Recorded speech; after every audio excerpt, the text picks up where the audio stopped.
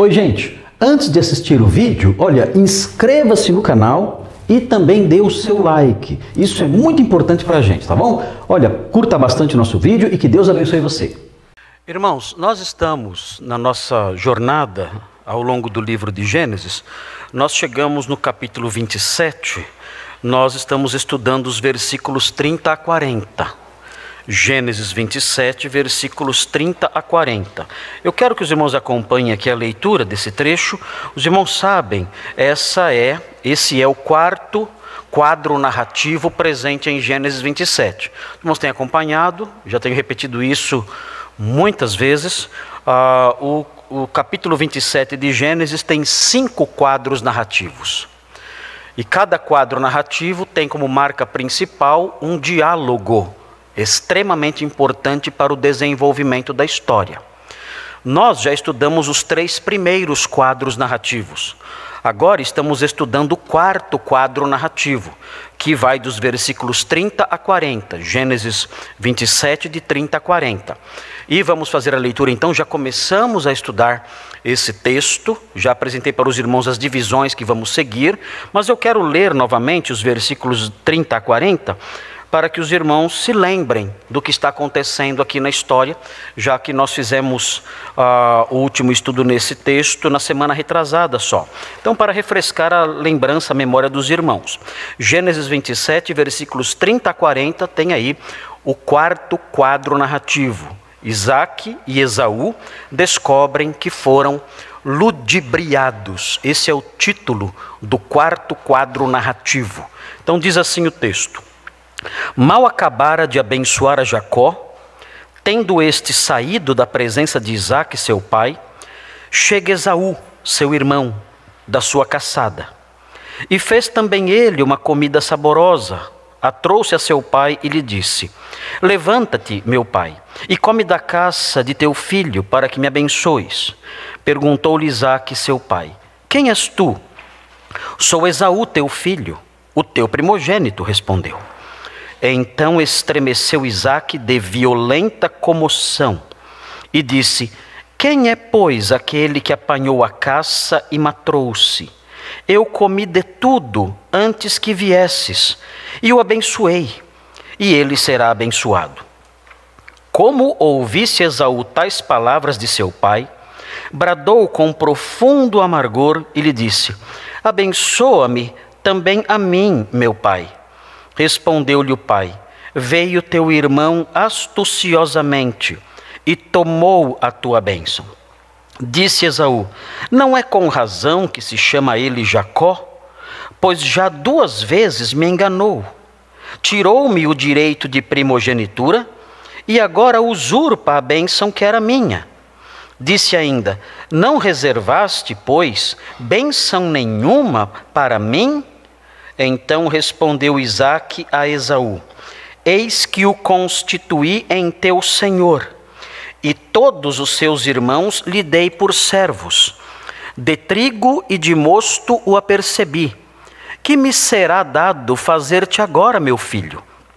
Disse Esaú a seu pai: acaso tens uma única bênção, meu pai? Abençoa-me também a mim, meu pai. E levantando Esaú a voz, chorou. Então lhe respondeu Isaque, seu pai: longe dos lugares férteis da terra será a tua habitação, e sem o orvalho que cai do alto. Viverás da tua espada, e servirás a teu irmão. Quando, porém, te libertares, sacudirás o seu jugo da tua cerviz. O texto prossegue no 5º quadro narrativo, que será objeto de estudo em semanas posteriores. Irmãos, eu dividi esse quadro narrativo, conforme os irmãos sabem, eu dividi em alguns componentes que estão presentes aqui. Na verdade, eu dividi em 3 duplas de componentes que estão presentes na história. E na semana retrasada, nós tratamos sobre a primeira dupla de componentes desse quadro narrativo. E nós demos o nome à primeira dupla de componentes que compõem esse quadro narrativo, nós demos o nome de descoberta e desespero. E nós vimos descoberta e desespero nos versículos 30 a 33. E estudamos esses 3 versículos, nós terminamos esse estudo, o texto dos versículos 30 a 33, nós terminamos, comentamos todos os versículos do 30 ao 33. Essa parte, então, a primeira divisão desse quadro narrativo, que consta desses 2 itens, descoberta e desespero, nós já estudamos. Eu disse que existe uma segunda dupla. A segunda dupla está consubstanciada nos versículos 34 a 37. Os versículos 34 a 37 têm outra dupla de componentes do quadro narrativo. E essa dupla de componentes são angústia e realidade. Nós encontramos esses 2 componentes da narrativa aqui, angústia e realidade. E nós vamos estudar isso nos versículos 34 a 37, angústia e realidade.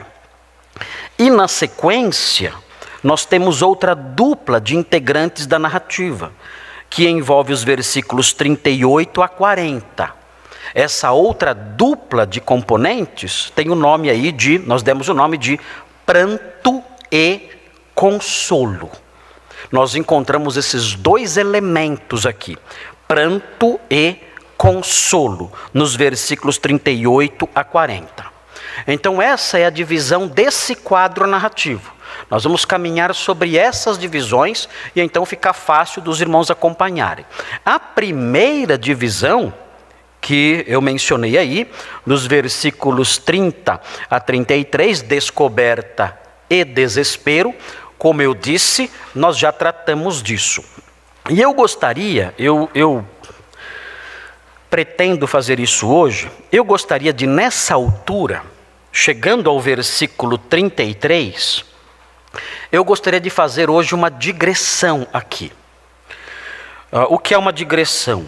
É um desvio. Quero fazer um desvio a partir de algumas coisas que estão presentes aqui.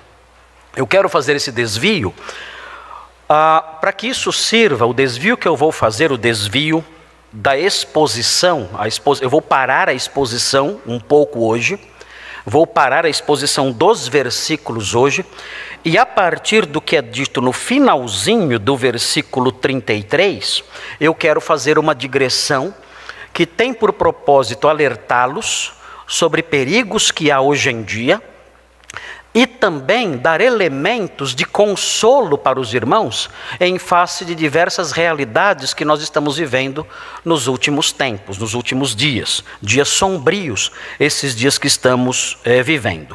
Os irmãos devem observar, quando olham o versículo 33, os irmãos devem observar que existe aqui, nesse versículo, especialmente no final do versículo 33, a noção muito clara presente em Isaac de que aquilo que tinha acontecido, o fato de Jacó ter roubado a bênção de Esaú, isso que aconteceu tinha implicações irrevogáveis e irremediáveis. Ou seja, o que aconteceu não tinha como ser desfeito. É dito aqui no versículo 33 as palavras de Isaac. Então estremeceu Isaac de violenta comoção. Os irmãos veem aqui, nós falamos sobre isso, ele quase teve um colapso, foi algo físico, ele tremia muito nesse momento, Isaac. Esse quadro narrativo que estamos estudando, versículos 30 a 40, tem picos muito altos de emoção, são picos altíssimos de emoção. Nós percebemos isso na sequência aqui, o choro de Esaú, desespero de Esaú, desespero de Isaac. Nós percebemos isso aqui e falamos sobre isso. E no meio dessa violenta comoção, como é dito aqui nesta tradução, ele diz: quem é, pois, aquele que apanhou a caça e me trouxe? Eu comi de tudo antes que viesses, e o abençoei, diz o texto. E ele prossegue dizendo, e ele será abençoado, ou seja, o que eu fiz não tem remédio. O que eu fiz é irrevogável. A bênção que eu pronunciei, sendo a bênção, por assim dizer, concedida por um filho, a um filho, por um pai no leito de morte, como ele acreditava, claro, ele morreu 20 anos depois, não estava no leito de morte como ele pensava que estava. Mas a bênção pronunciada nessas condições tinha um caráter irrevogável, ou seja, não dava para desfazer aquilo que foi feito. Então, quando nós nos deparamos com essa realidade, com o reconhecimento de Isaac, de que aquilo que ele tinha feito não tinha remédio, nós percebemos que tudo que aconteceu, toda essa história, todo esse drama, o capítulo 27, daria, sem dúvida alguma, para fazer um filme. É algo extremamente rico, uma narrativa extremamente rica. E nós percebemos, nessa altura, no versículo 33, que tudo que Isaac havia planejado, tudo que ele tinha em mente, talvez ao longo de toda a sua vida, nesse versículo 33, vai por água abaixo. Ele diz, olha, eu estou perplexo, porque o que eu fiz, o que eu fui levado a fazer, o engano que me conduziu nessa direção, fez com que eu pronunciasse uma bênção, e essa bênção é irrevogável. Ele tinha outros planos, nós sabemos. Vejam no capítulo 27, para recordar isso. Vejam o capítulo 27, versículos 1 a 4. Vejam quais eram os planos dele. Os irmãos vão se lembrar aí. Versículo 1 a 4 do capítulo 27 que estamos estudando. Diz assim, tendo-se envelhecido Isaque, e já não podendo ver, porque os olhos se lhe enfraqueciam, chamou a Esaú, seu filho mais velho, e lhe disse, meu filho, respondeu ele, aqui estou.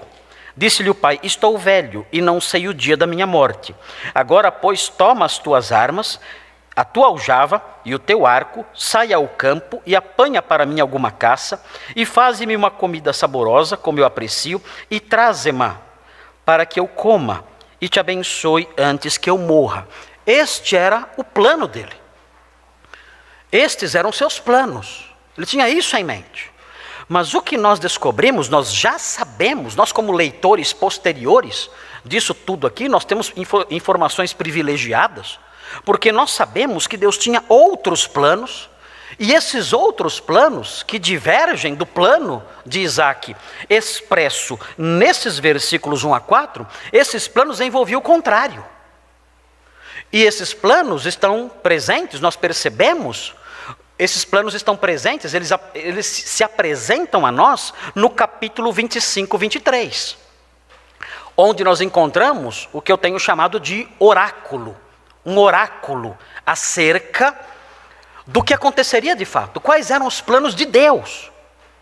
Isaac tinha seus planos, eu vou abençoar Esaú, Esaú será o herdeiro da bênção, por meio dele a bênção de Abraão terá continuidade, ele receberá a bênção do primogênito e dará continuidade aí a essa linhagem que tem por propósito levar salvação ao mundo, mas Deus tinha planos diferentes. Vejam o versículo 23 do capítulo 25, nós temos visto isso sempre. O capítulo 25, versículo 23, fornece o pano de fundo que nos ajuda a compreender tudo o que aconteceu no 27. Vejam, respondeu-lhe o Senhor quando Rebeca consultou o Senhor para perguntar o que estava acontecendo, porque os dois gêmeos estavam brigando na sua barriga de uma forma violenta. Então veio aí o oráculo. Alguns irmãos disseram, mas essa palavra oráculo é uma palavra meio de macumbeiro. Não, oráculo significa apenas dito. Oráculo, do verbo oral, significa apenas dito. Veio aqui o dito do Senhor. O Senhor enunciou um dito. Ele fez um enunciado verbal. Daí a palavra oráculo, do verbo oral. E veja então que ele fala, respondeu-lhe o Senhor, 2 nações há no teu ventre. 2 povos nascidos de ti se dividirão. Um povo será mais forte que o outro, e o mais velho servirá ao mais moço. Esse era o oráculo E esse oráculo revelava o plano de Deus. Então nós temos aqui um conflito. Há o plano de Deus, expresso no capítulo 25, versículo 23. Esse plano é claro, ele revela o seu plano a Rebeca. Não sabemos como foi essa consulta. É possível, agora eu vou especular, isso não está no texto, mas é possível que esse oráculo tenha vindo ao conhecimento de Rebeca por meio do próprio Isaac, porque os patriarcas realizavam funções sacerdotais e proféticas. Então pode ser que o próprio Isaac tenha sido o instrumento de revelação desse oráculo. Se for esse o caso, ele sabia qual era o plano de Deus. Ele tinha outro plano, mas ele sabia qual era o plano de Deus. Não sabemos, pode ser.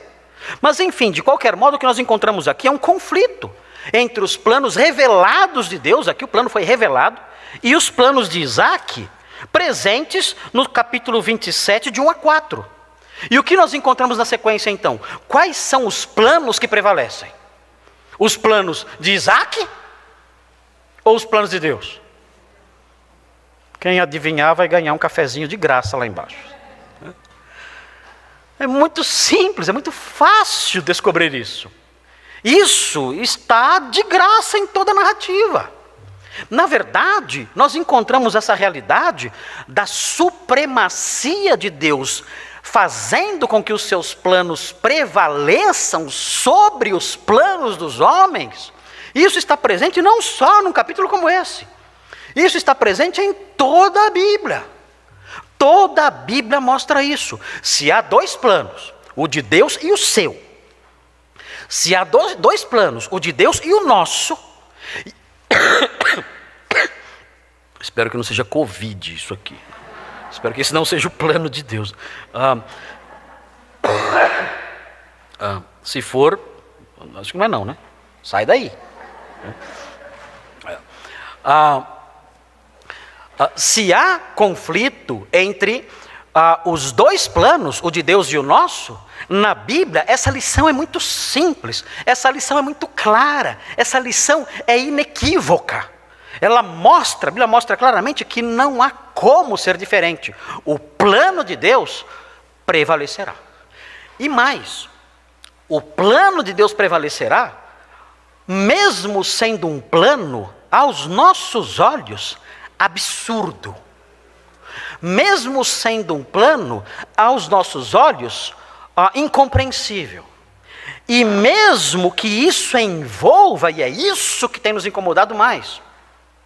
Obrigado, filho. Obrigado.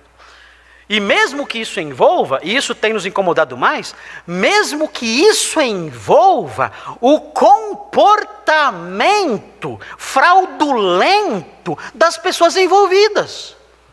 O que nós encontramos no capítulo 27 o tempo todo é fraude. O que nós encontramos no capítulo 27 o tempo todo são mentiras, enganos, são maquinações perversas.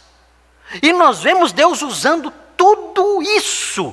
A mentira da esposa diante do seu marido, do filho diante do pai. Nós percebemos essas coisas todas, planos mentirosos, maquinações perversas, tudo isso em andamento. Nós olhamos e dizemos, bom, essas pessoas são pessoas terríveis, mas não é isso que nos assusta. As pessoas não nos surpreendem, talvez em certa medida só. Mas o que é mais surpreendente é perceber que por trás disso tudo existe um Deus que planejou que de fato Jacó recebesse a bênção. Que tudo o que está acontecendo aqui, assustem se quiserem, mas tudo o que está acontecendo aqui está dentro dos propósitos e dos planos de Deus. Isso é que nos assusta. Isso é que nos deixa perplexos. Como pode ser isso? Então, não temos respostas para muitas perguntas, e eu tenho batido nessa tecla com bastante frequência, mas é importante que nós amadureçamos o nosso pensamento acerca de Deus. E aprendamos, Deus faz essas coisas. Deus faz isso. Deus age assim. Deus, na execução dos seus planos, Ele faz uso de instrumentos que nos deixam perplexos. E ele faz isso sem se tornar culpado, sem se tornar acusável e sem ter que dar explicações. Por que estou dizendo isso?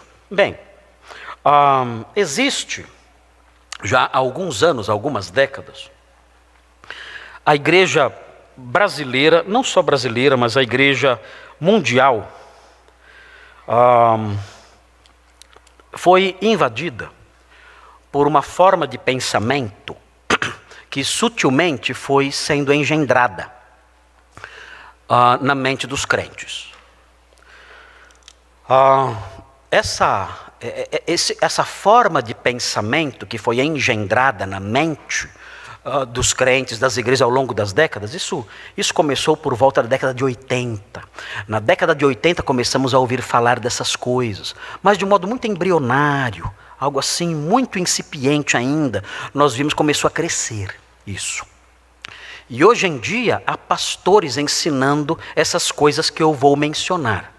É uma teologia estranha, uma teologia reprovável, não bíblica, que se insinua em sermões, que se insinua em alguns ensinos e que vai entrando na cabeça das pessoas ao longo dos anos. E há muitas igrejas que têm sido ensinadas dentro dessa teologia falsa. E essa teologia falsa que eu vou enunciar hoje e vou descrever para vocês, essa teologia falsa é uma teologia que rejeita tudo isso que temos aprendido. Tudo isso. Que rejeita a ideia de que Deus tem um plano e Ele interfere na história e realiza esse plano conforme Ele quer, independentemente da vontade das pessoas.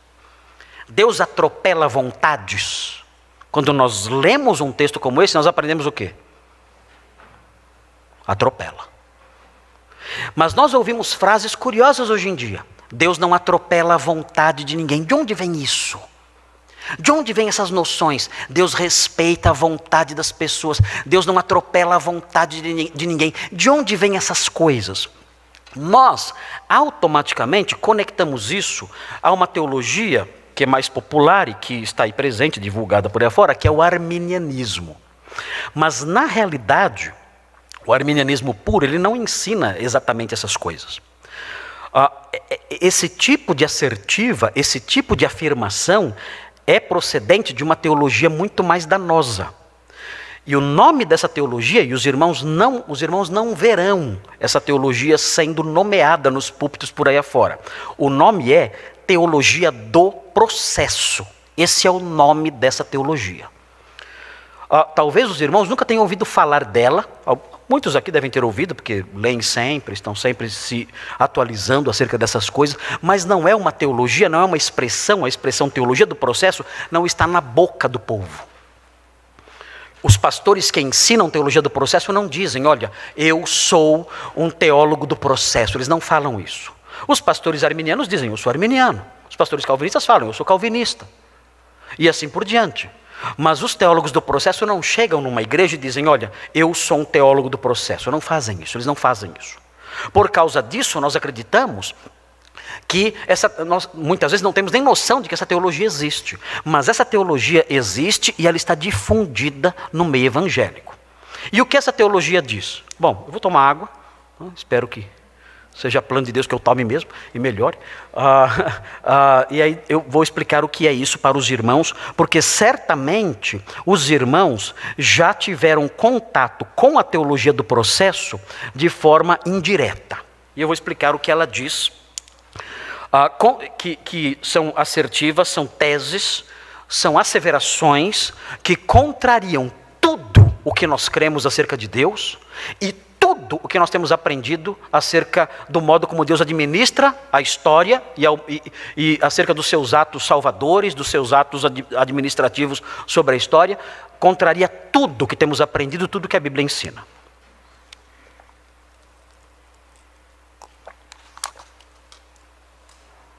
A teologia do processo, ela ensina que Deus não é o criador do universo. Você pode estranhar dizendo, mas há pastores ensinando isso? Os teólogos do processo, nas igrejas, não chegam a afirmar essas coisas. Mas é o que a teologia do processo ensina. A teologia do processo diz, Deus não é o criador do universo. O universo sempre existiu, assim como Deus sempre existiu. Como é essa relação entre Deus e o universo? É simples. Deus está amalgamado ao universo.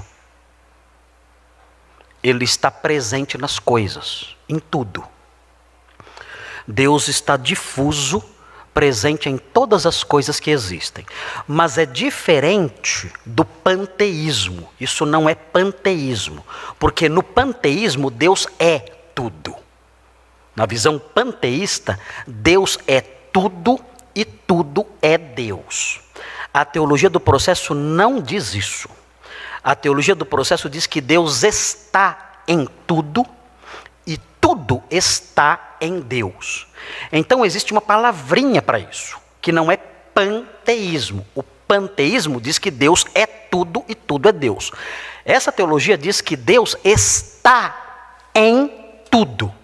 Então essa teologia, ela é panenteísta. O que é panenteísta?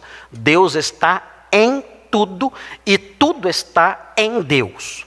Então é assim que funciona o universo. Deus está presente em todas as coisas, em tudo que existe, nas pedras, nas árvores, nas pessoas, em tudo que nos cerca. Deus está presente e Ele é pessoal, e Ele é bondoso, Ele é muito bom.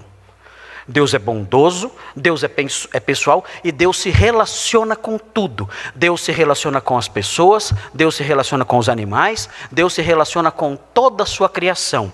Ele e o universo são coeternos, eles sempre existiram. Deus difuso em todo o universo, com um amor indizível, com um grande amor, permeando todas as coisas, e todas as coisas estando nele, ele em tudo e tudo nele.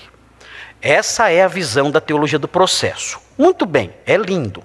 Mas notem onde isso vai parar. A teologia do processo, então, diz o seguinte: sendo Deus alguém que está difuso dentro do universo, esse universo é um universo fechado. E ele está dentro disso.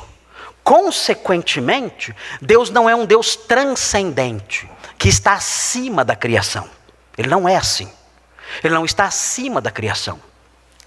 Ele é um Deus que está dentro da criação. E como resultado disso, ele não é todo-poderoso. Então gravem isso. Na teologia do processo, Deus não é todo-poderoso. Ele não pode fazer algumas coisas. Dentro desse universo fechado, em que ele está difuso, ele tem limites. Ele não pode fazer o que quer. Ele está limitado a esse universo. E dentro desses limites, ele faz o que ele pode. Há coisas que ele não pode fazer.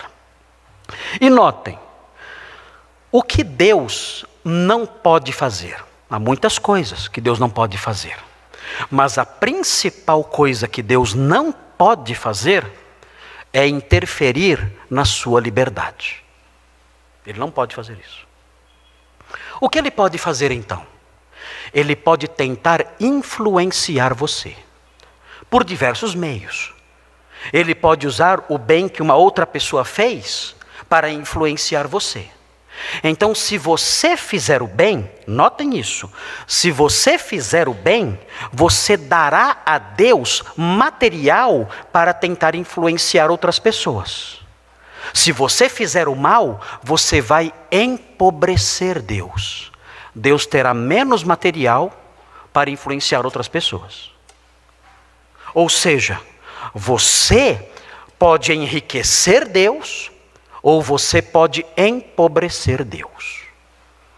Mas ele não tem poder absoluto para fazer o que quiser, porque ele tem que respeitar a sua liberdade. Então, na visão da teologia do processo, Deus não poderia interferir para fazer com que a bênção de Esaú fosse dada a Jacó, ele não poderia fazer isso. Ele teria que respeitar a liberdade de Isaac para que a bênção fosse dada a Esaú. Ele poderia tentar influenciar, mas não teria poder para fazer o que ele bem entendesse. E mais, notem bem, é muito importante observar isso também. Na teologia do processo, tudo que existe, o que existe é o que acontece. Na mente dos teólogos do processo, as coisas que existem são as coisas que acontecem. O que não acontece não existe. Isso significa que Deus só conhece o que acontece, o que existe. O que não existe, Deus não conhece. O futuro existe? O futuro aconteceu? Não. O futuro não aconteceu. Se o futuro não aconteceu, o futuro não existe. E se o futuro não existe, Deus não conhece o futuro. Então juntem tudo isso. Deus não conhece o futuro. Deus não tem autoridade para interferir na história, porque Ele pode tirar a sua liberdade. Deus não tem poder para realizar milagres ou interferir na ordem natural das coisas, porque Ele está amalgamado ao universo, sujeito a todas as leis aí do universo natural. Então esse é o Deus da teologia do processo. Ele respeita você. Ele é bom e Ele quer o seu bem, mas Ele não pode atropelar as suas decisões. Ele não pode fazer isso. Porque a liberdade é o bem maior que existe. E Deus não atropela então a sua liberdade, Ele só faz aquilo que você permite que Deus faça. Senão, Ele não age. Como Deus trata as pessoas que sofrem? Ele pode livrá-las? Não. Deus não tem condições de livrar as pessoas que padecem. O que Ele faz então? Ele pode consolar e ficar ao lado, sofrendo junto, mas Ele não tem poder para anular aquele sofrimento. Aquele sofrimento é algo próprio do universo, e Ele está imanente, Ele é imanente a esse universo. Ele não pode alterar o modo de funcionamento desse universo, assim como não pode alterar as ações dos homens e as decisões dos homens. Então essa é a teologia do processo. Essa é a teologia que tem sido ensinada por aí afora. E as pessoas têm assimilado isso. Nós olhamos para isso, é uma forma de explicar algumas ações. Por que há tanto sofrimento no mundo, se Deus é bom? Por que há crianças com câncer, se Deus é bom? Por que Deus levou o meu ente querido, sem que ele sequer estivesse doente? De repente veio aí uma doença, um vírus terrível, e levou o meu ente querido, que não tinha doença nenhuma. Por que Deus, que é todo poderoso, não interferiu e salvou essa pessoa? Por quê? Eu que sou o ser humano, cheio de pecados, eu faria isso. Eu faria isso. Eu salvaria essas pessoas. Por que Ele não salva? A resposta da teologia do processo é muito simples. Ele não salva porque Ele não pode. Ele não pode salvar. Ele não pode socorrer. Ele não pode interferir no curso da história. Ele tem que deixar que a história siga o seu curso normalmente. Ele não tem poder para isso. Então a história acontece e Ele sofre com a história. Ele sofre com o mal, Ele sofre com a dor das pessoas, Ele tenta consolar as pessoas, mas Ele não tem poder para anular o sofrimento humano. Essa é a mentalidade dessa teologia. É uma teologia que tenta salvar Deus. É uma teologia que tenta justificar Deus. Mostrar Deus como alguém amoroso, que gostaria muito de nos socorrer, mas não tem poder para isso. Um Deus que gostaria muito de ter o futuro em suas mãos e controlar o futuro conforme bem entendesse, mas não pode fazer isso. Não tem condições, não tem poder, não tem soberania, autoridade e força para realizar essas coisas. Então Ele padece e sofre. Deus, além disso, nesse relacionamento com o universo, é importante notar isso, Ele aprende comigo. Deus aprende comigo.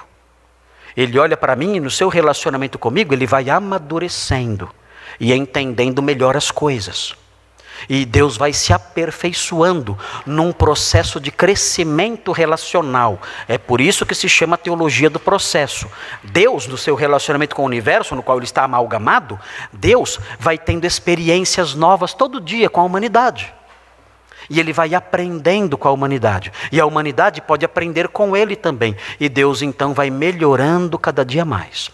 No passado, Deus mandava, por exemplo, que as esposas fossem submissas ao marido. Ele mandava isso. Hoje, ele já está mais maduro. Ele entendeu. As feministas explicaram tudo melhor para Deus. No seu relacionamento com o universo, Deus aprendeu muito com o movimento feminista. E nesse amadurecimento que o movimento feminista trouxe para Deus, ele não exige mais que as mulheres sejam submissas aos seus maridos de forma nenhuma. No passado, na época do apóstolo Paulo, 2000 anos atrás, Deus acreditava que nós deveríamos ser sujeitos às autoridades. Romanos 13 diz isso, devemos ser submissos às autoridades, aos governantes. Hoje, Deus tem uma mentalidade diferente. Deus amadureceu. Nós não temos que nos sujeitar às autoridades, a não ser que sejam autoridades aí, que façam tudo direitinho, aí sim. Do contrário não, nós temos que nos revoltar contra as autoridades e afastar de nós todo tipo de opressão. Essa é uma palavrinha que eles gostam muito, palavrinha opressão. No passado, Deus rejeitava o comportamento homossexual. Mas nesse processo de amalgamento com o universo, de relacionamento, de experiências com os seres humanos, Deus amadureceu.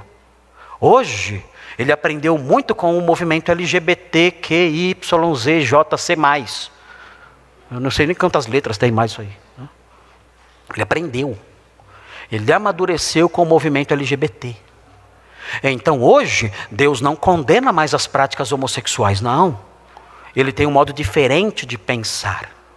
Deus amadureceu, aprendeu e se tornou um Deus mais tolerante, mais compreensivo.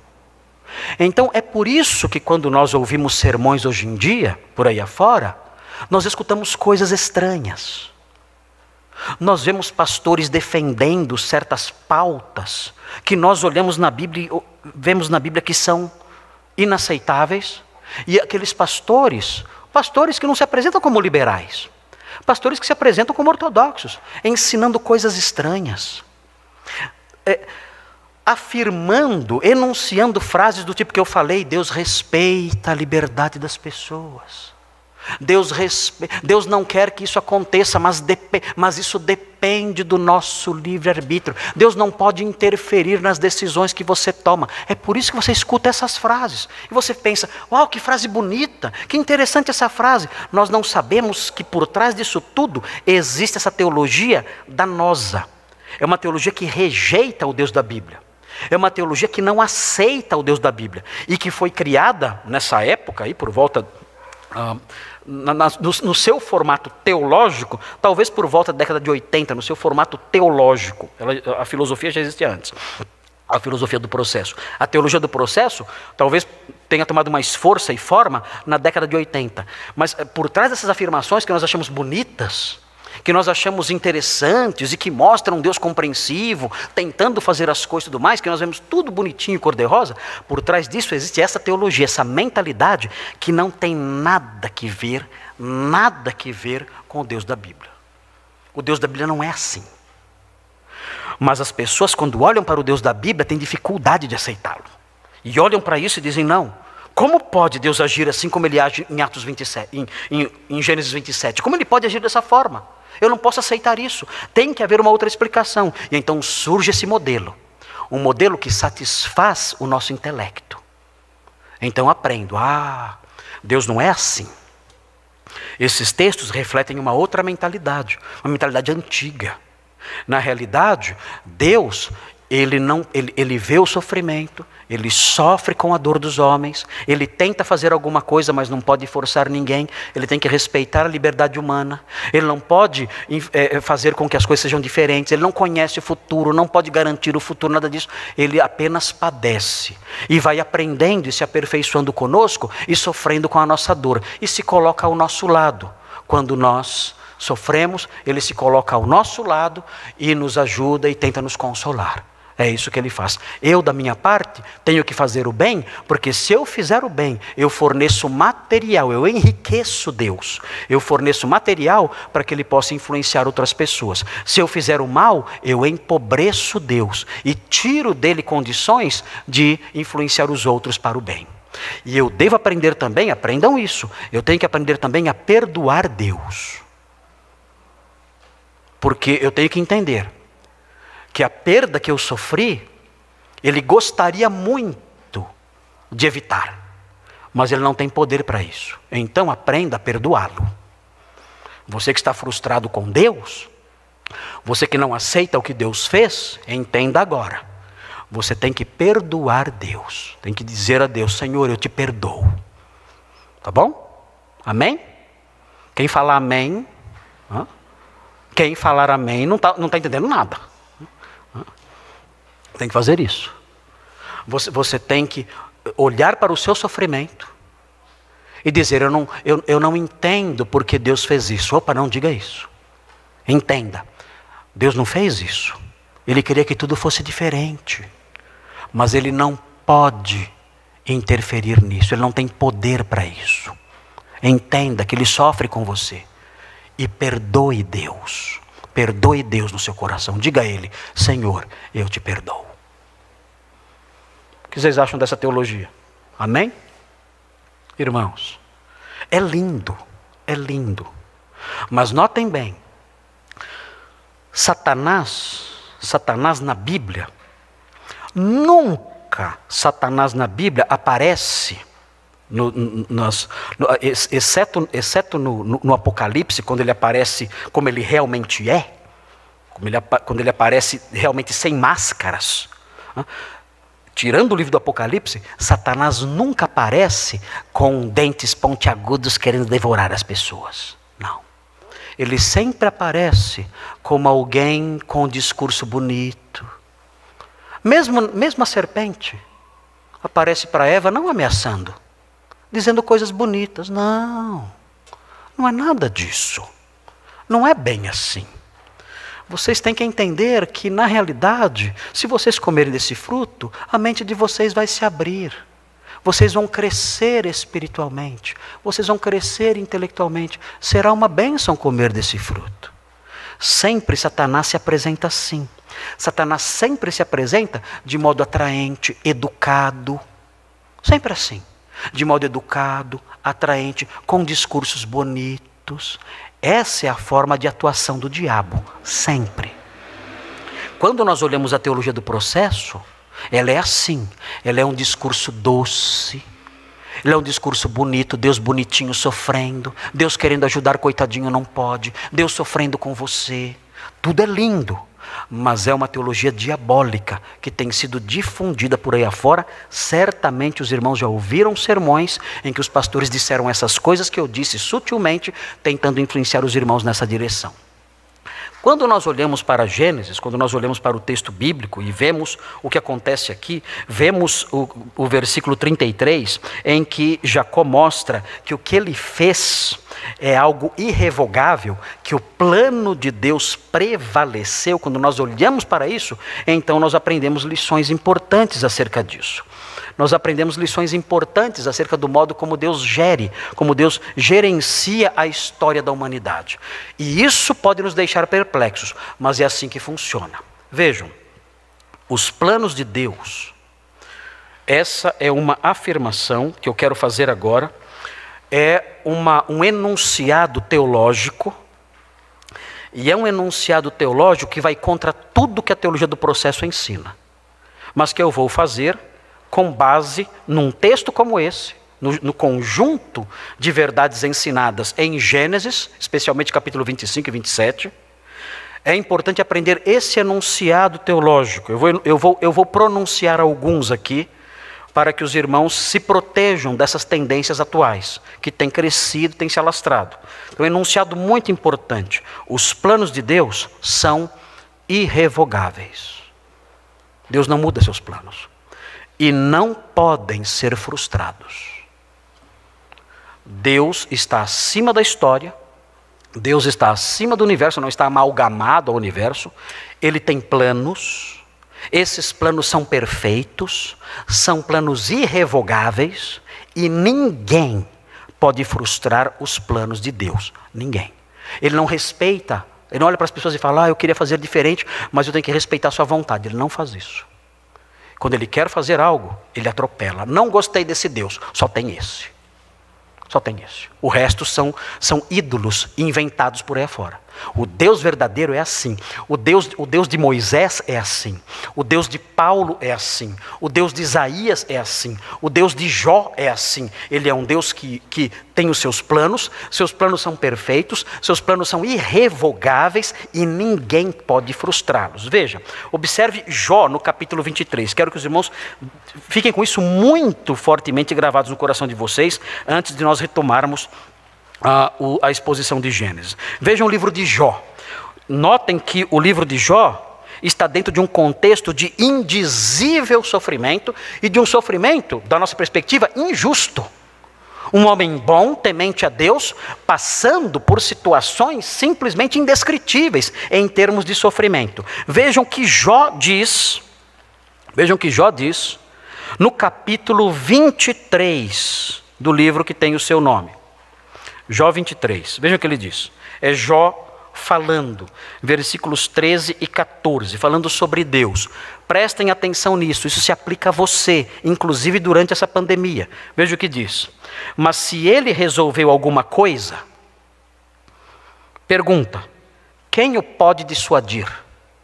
Sabem a resposta? A pergunta retórica. Se ele resolveu alguma coisa, quem o pode dissuadir? Quem? Ninguém. Ele decidiu o que vai fazer?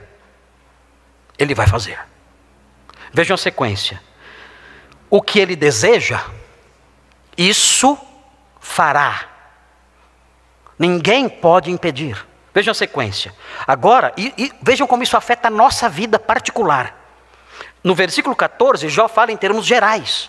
Agora vejam como isso afeta a nossa vida em particular. Ele diz, pois ele cumprirá o que está ordenado a meu respeito. O que ele determinou que vai acontecer comigo, vai acontecer. E ele prossegue, e muitas coisas como estas ainda tem consigo. Ele vai fazer comigo o que ele planejou. A minha vontade, os meus planos, os meus anelos, os meus desejos, têm lugar secundário. E, na verdade, na prática, são irrelevantes. O texto mostra no versículo 15, por isso me perturbo perante ele. E quando considero, temo. O que Deus tem preparado para mim? Eu não sei. Eu não sei. Pode ser algo maravilhoso, mas pode ser algo assustador. Eu não sei. Há pessoas que evangelizam dizendo assim, Deus tem um plano maravilhoso para a sua vida. Ah, é? É mesmo? Quem te falou? Quem te disse isso? Eu não sei. Bonito esse evangelismo cor-de-rosa, né? Esse evangelismo de autoajuda. Esse otimismo histórico que não tem fundamento nenhum em lugar nenhum. Não sei no desejo da pessoa. Eu não sei. E Jó sabia que eram assim as coisas. E ele dizia, por isso eu me perturbo perante ele. Senhor, dá-me forças, dá-me firmeza. Eu não sei o que o Senhor preparou para mim. Pode ser que lá na frente tenha um plano lindo, um caminho florido, cheio de passarinhos, flores bonitas, e tudo maravilhoso para mim. Como pode ser um caminho difícil, de dor, de perda, de sofrimento, eu não sei. Mas o que ele determinou, isso ele vai fazer. E ninguém pode impedir isso. Vejam na sequência. Eu sei que os irmãos ficam assustados com isso, mas Jó também ficou. Então se Jó ficou, vocês podem ficar também, não tem problema. Vejam 42. Vejam o capítulo 42. Vejam o que diz. Versículo 2. Vejam como Jó não era teólogo do processo. Jó não era teólogo do processo. Vejam o que ele diz no versículo 2, Jó 42, 2. Diz assim: bem sei que tudo podes. O teólogo do processo fala: não, está errado, Jó. Não pode não. Jó diz: eu sei que tudo podes. Ele diz. E ele termina dizendo: e nenhum dos teus planos pode ser frustrado. O que ele planejou, isso ele fará. Nenhum plano de Deus será frustrado. São planos perfeitos e ele agirá de todas as formas, usando o que ele quiser, usando inclusive a maldade humana, como aconteceu no capítulo 27, para realizar os seus planos. Vejam Isaías 43. Vejam Isaías 43. Vejam a diferença do Deus bíblico do Deus do processo. Isaías 43, grifem esses versículos em suas Bíblias, porque esse Deus está sendo esquecido. O Deus da Bíblia está sendo esquecido em troca de uma retórica mais light, mais suave, mais gostosinha para nós na nossa mente preguiçosa. O Deus da Bíblia está sendo deixado de lado, porque esse Deus inventado por aí afora, ele é mais palatável, ele é mais digerível. Mas vejam o que diz o texto aqui, Isaías 43, 13. Vejam a diferença entre o Deus do processo e o Deus de Isaías. Ainda antes que houvesse dia, eu era. O teólogo do processo fala: não, de forma nenhuma. Deus existe junto com a criação desde toda a eternidade. Ele é coeterno com a criação. Mentira. Antes que houvesse dia, antes que houvesse qualquer coisa, Deus já existia. Ele é o criador de tudo. Vejam, e nenhum há que possa livrar alguém das minhas mãos. Se eu quiser punir alguém, eu puno. O Deus do processo não faz isso. Ele não pune ninguém. Ele é um Deus bonzinho. Ele não pune ninguém. Ele compreende, ele tenta influenciar, mas ele não pune ninguém. Aqui o texto diz: não há ninguém que possa livrar alguém das minhas mãos. Agindo eu, ele diz, quem impedirá? Sabem a resposta? Pergunta retórica, de novo. Agindo eu, quem impedirá? Resposta: ninguém. Esse é o nosso Deus, esse aqui. Pastor, não gostei dele. Lamento muito. Eu não tenho outro Deus para pregar. Eu não tenho outra mensagem a dar. Esse Deus é o Deus esquecido da nossa geração, este aqui. Esse é o Deus abandonado da nossa geração. Nós inventamos um Deus diferente. Nós inventamos um Deus bonzinho, cor-de-rosa. Um Deus que olha para nós e pede uma chance. Dê uma chance para mim. Um Deus esmoler, um Deus fraco. Nós criamos um Deus assim. E esse Deus que nós criamos não existe, a não ser na nossa imaginação. Então é muito importante observar isso. Vejam o capítulo 46 de Isaías. 46, 10. Esse é o Deus que nós cremos. Esse é o Deus que nós defendemos. Ele fala assim, versículo 9, 46, 9. Lembrai-vos das coisas passadas, Isaías 46, 9. Da antiguidade, que eu sou Deus e não há outro. Eu sou Deus e não há outro semelhante a mim. Que desde o princípio anuncio o que há de acontecer. Os teólogos do processo falam: jamais, ele não sabe o futuro. Ele não sabe o futuro. Mas aqui o Deus de Isaías sabe. Ele diz: eu anuncio o que há de acontecer, e desde a antiguidade, as coisas que ainda não sucederam. Que digo, o meu conselho permanecerá de pé. Os meus planos, as minhas decisões, os meus decretos, tudo isso permanecerá de pé. Farei toda a minha vontade. Farei toda a minha vontade. Você vai dizer: mas Deus então é um tirano. Você pode usar o adjetivo que você quiser. Mas Deus é Deus. Ele é soberano, ele faz o que quer. Ele quer matar, ele mata. Ele quer ferir, ele fere. Ele quer tirar seus bens, ele tira. Ele faz o que ele quer. Ele é assim. Esse é o Deus que nós conhecemos na Bíblia. Ele é desse jeito. Você vai dizer: mas Deus não é um Deus de amor? Todos os seus atos são marcados por amor e justiça. Todos. Mas eu não entendo isso. Como ele pode matar? e ser um Deus de amor? Como Ele pode ferir e ser um Deus de amor? Nós não conseguimos conciliar essas coisas. Mas sendo Ele infinitamente sábio e tendo uma mente incompreensível, nós podemos dizer: Deus é um Deus justo, Deus é um Deus bom, o seu amor é infinito e Ele ainda assim faz todas essas coisas. E continua sendo um Deus amoroso, justo e infinitamente bom. Esse é o Deus que nós cremos. Ele está acima da nossa compreensão. Se você quer um Deus que cabe no seu cérebro, você tem que abraçar a teologia do processo, que foi criada para isso, para caber no seu cérebro. Outro enunciado teológico importante, o primeiro que eu fiz foi esse: os planos de Deus são irrevogáveis e não podem ser frustrados. Um outro enunciado teológico importante: os planos, os planos de Deus, muitas vezes parecem não fazer sentido, devido à insondabilidade da sua mente. Nós temos que nos acostumar com isso, irmãos. Esse é o nosso problema. Esse é o grande problema da nossa geração. Nós queremos que tudo faça sentido na nossa cabeça limitada.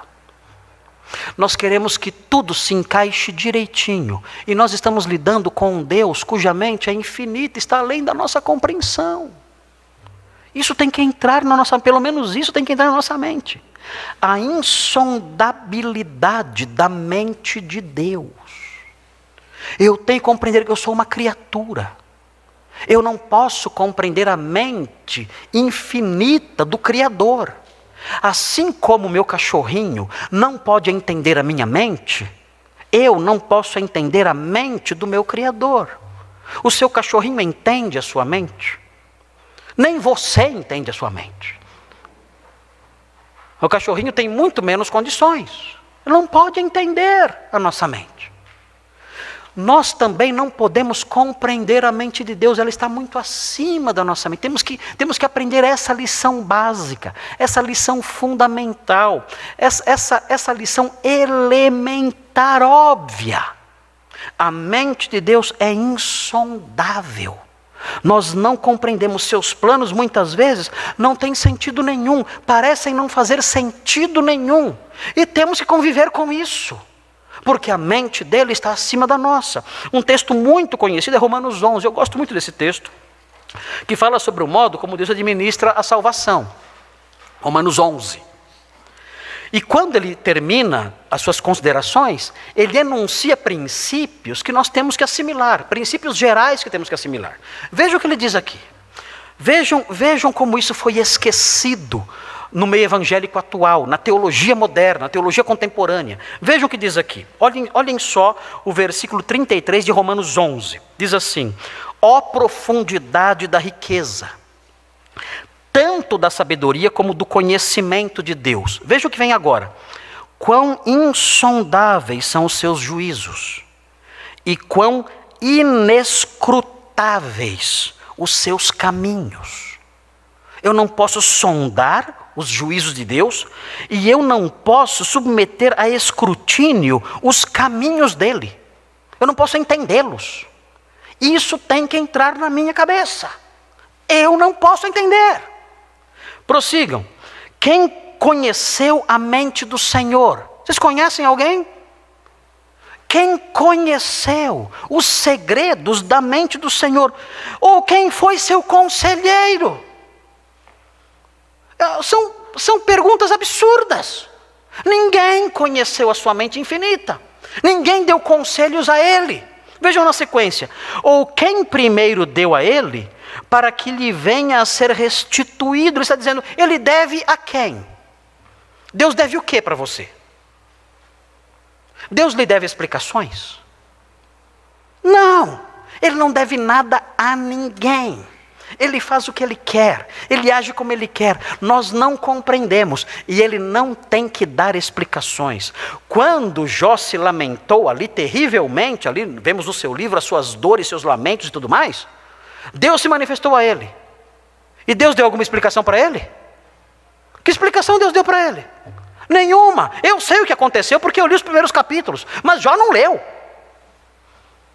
Jó não entendeu nada. E Deus não explicou nada para ele. Deus disse apenas o seguinte: onde você estava quando eu fundei a terra? Onde você estava? Onde você estava quando eu manifestei meu poder na criação? Você que sabe tanta coisa, explique para mim. Como foi que eu fiz essas coisas? Jó, você não entende os meus caminhos. Você é uma criatura. Jó, diante disso, ele se recolheu e disse, olha, eu estou envergonhado. Eu me coloco no chão, no pó agora, me abomino no pó e na cinza, que eu não entendo os seus caminhos. As coisas que Deus faz, irmãos, nós não podemos entender muitas vezes. Recentemente, eu gosto muito de livros sobre as guerras mundiais. Eu gosto muito de livro de guerra. Gosto muito de livro de guerra. Não sei porquê. Né? Meu jeito. Talvez eu seja muito belicoso. Não sei. Mas eu li algo referente à Primeira Guerra Mundial. Eu fiquei com tanta pena acerca de um senhor que ele fez uma reserva para a sua aposentadoria. Isso na época, no comecinho do século XX. Ele tinha 100 mil marcos. E isso ia lhe dar uma aposentadoria muito boa. Ele tinha planejado isso. Ele planejou isso. Que mal há nisso? O que há de errado nesse plano? Ele juntou dinheiro. Ele juntou dinheirinho para se aposentar. E conseguiu, ao longo da vida, juntar isso, 100 mil marcos. Bastante. Ele poderia ter uma aposentadoria tranquila, sossegado. Mas olha o que aconteceu. Veja o que aconteceu. Dá para entender isso? É assustador. Vejam só. Eu vou ler aqui um trechinho de um livro de um escritor chamado Ian Kershaw. O nome do livro é De Volta do Inferno, nas páginas 125 e 26. Eu gosto muito do Ian Kershaw. Eu não conhecia, a Simone me deu um livro de presente há alguns anos sobre a biografia de Hitler. É a melhor biografia sobre Adolf Hitler que existe. Simone me deu de presente, eu li, fiquei fã do escritor e agora estou lendo os outros livros dele. E ele escreveu esse livro De Volta do Inferno. Ele fala sobre a Primeira Guerra Mundial, entre outras coisas. E ele fala o seguinte, em 1914, quando a Primeira Guerra começou, o dólar americano, que no fim da guerra era a principal moeda forte da Alemanha, valia 4 marcos e 20 centavos. 4,20. Preço de $1. Quanto custa o dólar hoje? 5. Então o dólar valia um pouquinho menos, Altair.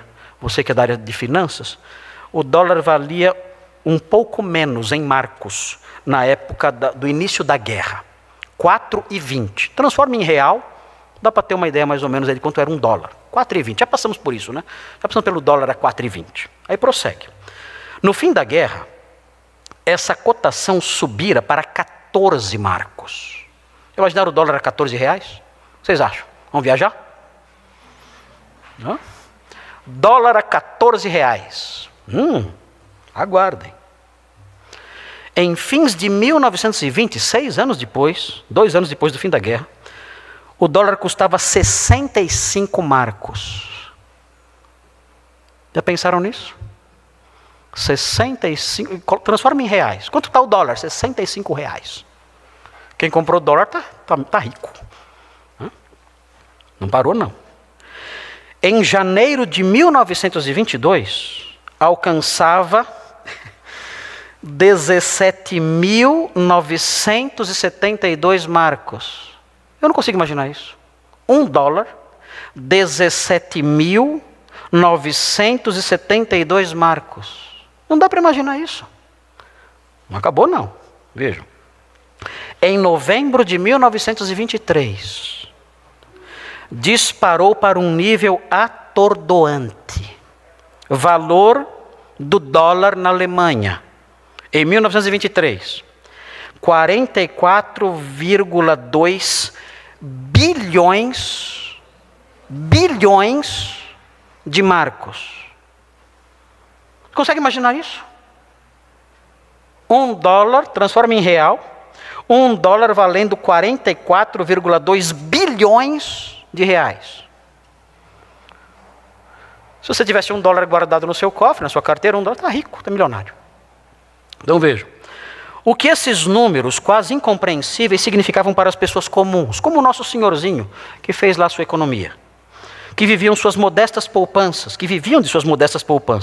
é mostrado de maneira chocante pela sorte de um berlinense idoso, o velhinho que eu falei, e instruído, cujas economias no valor de 100 mil marcos poderiam, em outra época, ter lhe valido uma aposentadoria razoavelmente cômoda. Tinha 100 mil marcos. O que valia isso agora?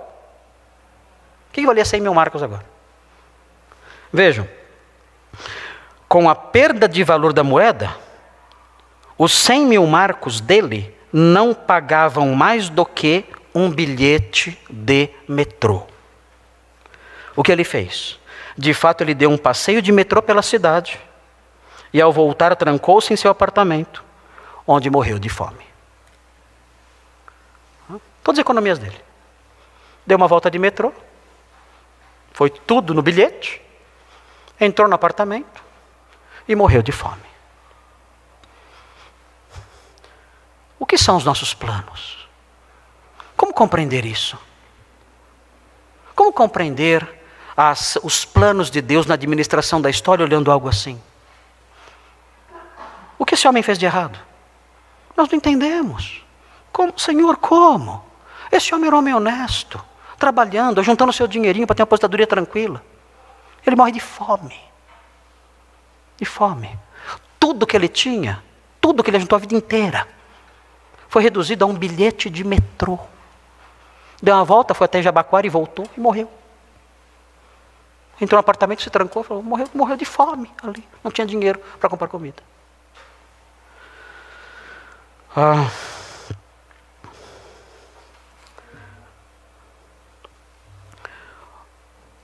Os irmãos sabem o que eu vivi nos últimos tempos. E tenho vivido ainda na minha vida particular.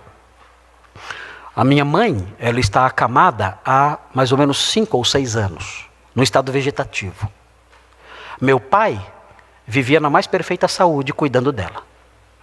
Então nós, os filhos, fizemos planos. Fizemos planos, os filhos, somos em 4, fizemos planos. Quais eram os nossos planos? Nós fizemos tudo certinho, foram lindos os nossos planos. Meu pai estava muito cansado, cuidando da minha mãe todo esse tempo. Então fizemos alguns planos. Que planos fizemos? Foi assim, nós conseguimos, junto ao plano de saúde, nós conseguimos o que é chamado de home care. Depois de muita luta, conseguimos. Foi maravilhoso. O plano de saúde concedeu pessoas para cuidar da minha mãe 24 horas por dia. Isso aliviou bastante para a gente. Claro que ainda temos que ajudar ali em alguns momentos. Temos que ir toda semana ali, todo dia na casa da minha mãe para ajudar em algumas coisas. Não tem como evitar isso. Mas o home care ajudou muito. E isso deveria trazer tranquilidade para o meu pai. Então fizemos planos. Que planos fizemos? Vamos mandar o papai para a Itália, que é o sonho dele. E nós vamos enviá-lo para uma cidadezinha no norte da Itália chamada Grancona. Por que Grancona? Porque foi ali em Grancona que surgiram os granconatos, os nascidos em Grancona. Os que são natos, os que nascem em Grancona, são os granconatos.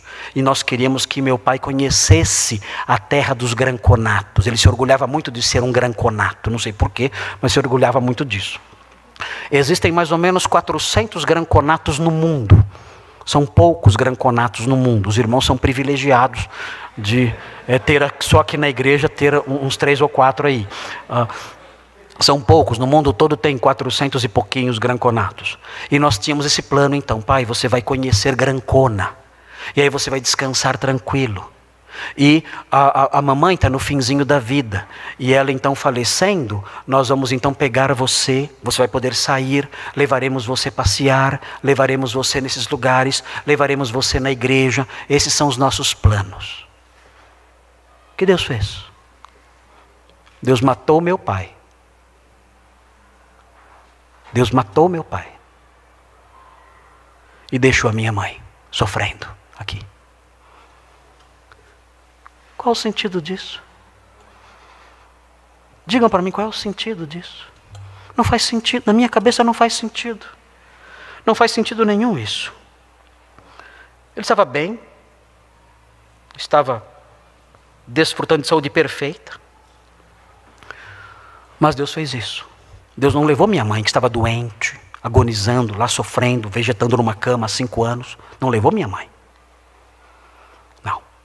Ele levou o meu pai, que tinha saúde. Ele o levou. E nós não entendemos nada.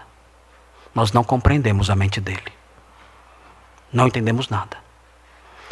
São caminhos insondáveis.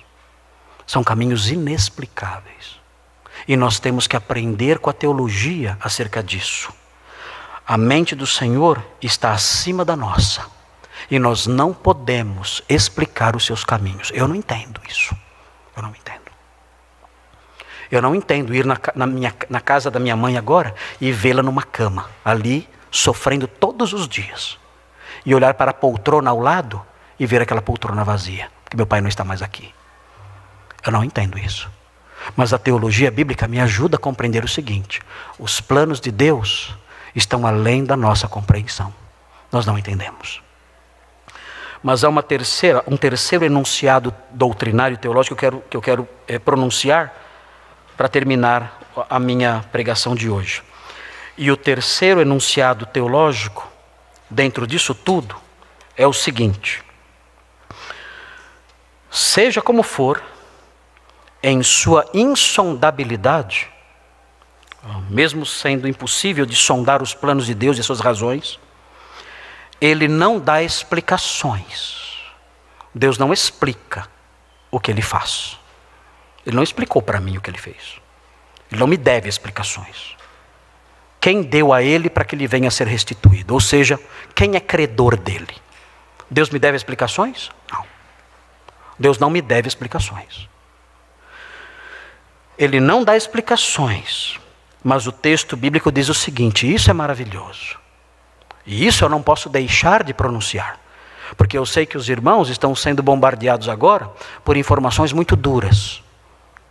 E os irmãos têm passado por problemas. Eu tenho retomado os meus trabalhos de visitação. E eu tenho estado com irmãos que estão arrasados, enlutados, estão sofrendo, estão padecendo, sem entender o que aconteceu, sem entender as perdas em suas famílias, sem entender os prejuízos que estão passando e sofrendo. E há vários assim aqui hoje. O último enunciado teológico é um enunciado consolatório. E eu tenho que enunciá-lo porque ele é verdadeiro, assim como os demais. E é o seguinte: em sua insondabilidade, como eu estava dizendo, Deus não dá explicações. Mas é importante notar, mas ele dá forças. Ele não dá explicações. E isso eu sei. Até pela minha experiência, não só pelo que a Bíblia diz, não só pelo que a Bíblia diz, mas pela minha experiência pessoal, e os irmãos que conhecem e têm passado por luta sabem disso. Ele não dá explicações, mas ele dá forças. Ele dá forças aos que esperam nele. Vejam Isaías 40. É muito importante isso, eu quero encerrar com essa lição, com esse enunciado teológico. Isaías 40. Vejam 40, versículo 12. Ele afirma tudo o que temos falado aqui, mas ele acrescenta algo mais. Vejam com atenção, isso é importante isso. Irmãos, nós não precisamos de explicações, mas precisamos de forças. E isso ele dá. Ele não dá as explicações, mas ele dá forças. Vejam Isaías 40, 12. Veja o que diz: quem na concha de sua mão mediu as águas e tomou a medida dos céus a palmos. Dá para imaginar um Deus desse tamanho? Dá para imaginar um Deus assim? Na concha de sua mão, ele mediu as águas, os mares. Você consegue imaginar essa grandeza? Ele pegou os mares na concha de sua mão. Ele é infinito, imenso. Ele mediu os céus a palmos. Vocês conseguem imaginar isso? Isso tudo aponta para a infinitude, a imensidão dele. Quem recolheu na terça parte de um éfa o pó da terra e pesou os montes em romana, uma balança, e os outeiros em balança de precisão, ele pesou as montanhas. Você pode imaginar isso? Ele colocou as montanhas numa balança e pesou as montanhas. Isso mostra a imensidão dele. Vejam na sequência. Quem guiou o Espírito do Senhor? Ninguém. Ou como seu conselheiro o ensinou? Ninguém. A mente dele está acima da nossa, assim como o seu poder. Com quem tomou ele conselho, para que lhe desse compreensão? Quem o instruiu na vereda do juízo, e lhe ensinou sabedoria, e lhe mostrou o caminho de entendimento? Quem fez isso? Ninguém. Quem pode olhar para ele e dizer: Senhor, eu tenho que te ensinar algumas coisas? Ninguém pode fazer isso. Sua mente é insondável, é infinita. Mas vejam, vire a página da Bíblia e vejam o versículo 28. Não sabes, versículo 28. Sua mente é insondável, é incompreensível, é gigantesca, é inatingível. Não sabes, diz o 28, não ouviste que o eterno Deus, o Senhor, o Criador dos fins da terra, nem se cansa, nem se fatiga? Não se pode esquadrinhar o seu entendimento. Senhor, a cama da minha mãe está ocupada, e a poltrona do meu pai está vazia. Como eu posso entender isso? Como eu posso entender isso? Eu não posso entender isso. A sua mente está muito acima da minha. Eu não compreendo os seus caminhos. Eu não entendo os seus atos na história. Eu não entendo porque o Senhor age dessa forma. Quem pode esquadrinhar o seu entendimento? Mas o texto prossegue e fala algo que é tudo de que eu preciso. Diz assim: Ele faz forte ao cansado e multiplica as forças ao que não tem nenhum vigor. Os jovens se cansam e se fatigam, e os moços de exaustos caem. Mas os que esperam no Senhor renovarão as suas forças, sobem com asas como águias, correm e não se cansam, caminham e não se fatigam. Ele diz para mim: eu não vou explicar nada disso para você, mas eu vou lhe dar forças para continuar. Isso eu darei. Não darei explicações, darei forças para você seguir em frente. Levanta, caminha, anda, faça o seu papel, cumpre o teu ministério, segue em frente como um cristão neste mundo. Eu não lhe dou explicações, mas eu fortaleço o seu coração e os seus braços. Siga em frente, eu estou com você, estou com você. E isso é verdade. Esse é o Deus das Escrituras. Esse é o Deus que nós não entendemos, mas que fortalece aqueles que esperam nele. Nós temos passado dias sombrios. Não estamos entendendo nada. Nada. Eu não entendo nada. Os irmãos estão perplexos. Não entendem nada. Por que Deus está agindo assim? Ceifando vidas de jovens, realizando coisas que nós não compreendemos. Ou outros problemas. Senhor, por que eu perdi isso? Por que esse dano me sobreveio? Por que minha família desabou? Por que meus problemas não se dissolvem? Eu não entendo. O Senhor é maravilhoso, o Senhor é poderoso, o Senhor é misericordioso, o Senhor é amoroso. Por que essas coisas não passam? Ele diz: eu não lhe dou explicações. Eu não lhe devo explicações. Eu controlo tudo. Com sabedoria e justiça infindas, eu controlo tudo e faço todas essas coisas. E não lhe dou explicações, mas confia em mim. Porque aqueles que confiam em mim, eu não dou explicações a eles, mas eu dou forças. Ele promete isso. E Ele há de nos fortalecer. Sigamos em frente, confiando nesse Deus insondável, nesse Deus incompreensível, sabendo que Ele não nos explica as coisas, mas nos fortalece. Na semana que vem, nós vamos prosseguir com o texto de Gênesis 27, olhando os outros elementos do texto. Eu passei um pouquinho do horário, mas eu tinha que fazer essa digressão. Eu pensei que a digressão ia durar só uns 15 minutos, mas mais uma vez não deu certo meu plano falhou de novo. Vamos orar pedindo a Deus que nos ajude. Senhor Deus, obrigado por sua grandeza. O Senhor é o Deus infinito. Nós cremos no Senhor, o Deus de Moisés, o Deus dos patriarcas, o Deus dos profetas, o Deus dos apóstolos, o Deus de nosso Senhor Jesus Cristo. Nós não cremos no Deus inventado pelos filósofos, pelos teólogos da mentira, não. Nós cremos nesse Deus que é o Senhor, cuja mente é insondável, cujo poder é infinito, cujos pensamentos e decretos são perfeitos e irrevogáveis. Nós não sabemos, ó Deus, como lidar com essas informações. E talvez não tenhamos que lidar com elas, apenas aceitá-las. Mas nós nos deleitamos na realidade de que o Senhor consola aqueles que confiam no Senhor. Obrigado porque um dia, conhecendo o Evangelho de nosso Senhor Jesus Cristo, nós aprendemos a confiar no Senhor. E tendo confiado no Senhor, o Senhor nos salvou e nos deu uma mente nova, uma mente renovada.